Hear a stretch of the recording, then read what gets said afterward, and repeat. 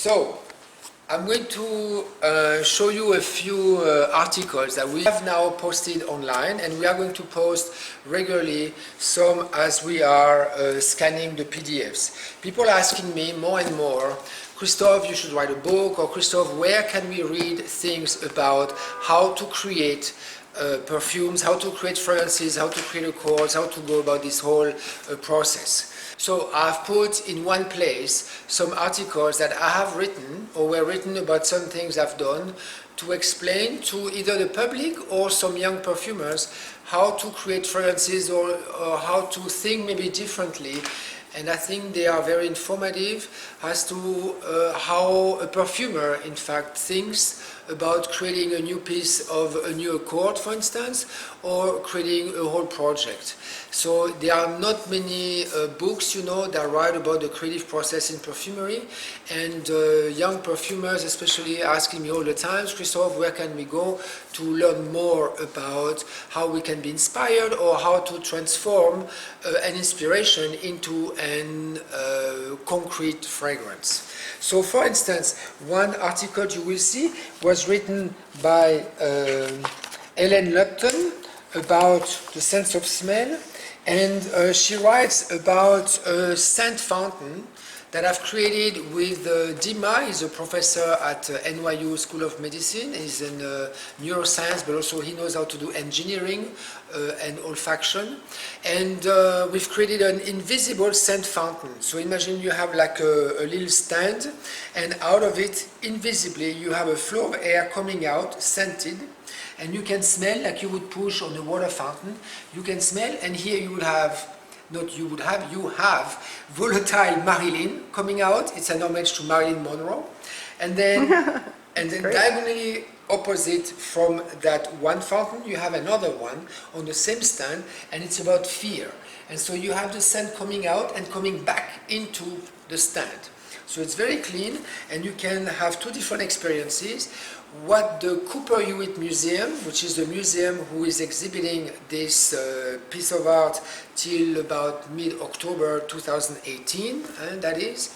And by the way, this museum is part of the Smithsonian from Washington, D.C., and that's the one branch in New York City, is the Design Museum of the Smithsonian.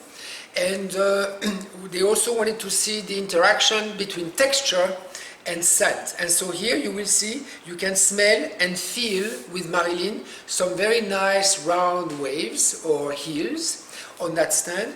And then with fear you have more some like a spiky surface. And then you can associate, you will see how the brain associates a texture and a smell. And Hélène explained very well all this kind of interaction between the different senses. Also, I will post what Hélène here wrote, the instructions that I always give when I have a scent exhibit. And we have now 6 instructions. We will also post them online. You will see one of them being forget about coffee beans. It's the biggest BS in perfumery. Another one is like when you smell a lot and you think you're tired, it's because you haven't smelled a lot before. It's like learning a new language. So it's a good fatigue to have. Your brain is creating new connections. It's not that scenting or smelling is bad for the brain. On the contrary, you are exercising your brain. Smelling is good gymnastic, good aerobic for the brain. So you will find this online. Another article I wrote actually quite a few years ago, it's about education, and it was titled From Virgin Education to Real Education. And I talk how the movie project, you know, about the book and the film by Suskind, how this was a perfect example to educate the public around the world about the artistry of perfumery and how we can do smells that have nothing to do with smells that you would wear or smells that you could find in a normal perfumery store. And also I end on showing how we should do much more education about the sense of smell. This is lacking in just about any university in the world, whether it's in a scientific university, whether it's in an artistic class or an architecture class, anything, you name it, a marketing class. There should be a big chapter about olfaction, just like they have big chapters about visual design or auditory design. And this is in a fabulous book that is published regularly by Mr. Philip Kraft, a very, very famous chemist. He works actually at Givaudan, but a brainiac also of perfumery, and this one with Mr. Carl Swift. Then I have another chapter I wrote in this book, one in a lifetime book. It will never be republished probably, and it's about the creative process in perfumery. So it's one of the very first chapters I've ever written about perfumery, and after many years of teaching and doing a lot of lectures, whether it's to fashion students or to the public in general or to the World Economic Forum, to CEOs, and I gathered in there some of the principles, if we want to call them that way, because I think it's not like you have rules or principles to create perfumery at all, on the contrary, but some ideas or ways to think about how to create a fragrance, how to start from an inspiration, or not to start from anything, or etc., etc. And so I think that would be, I think it's enlightening for students to read this, and usually it broadens the mind and the way we create in perfumery. And then finally, we will post also an article from this humongous book by a humongous chef.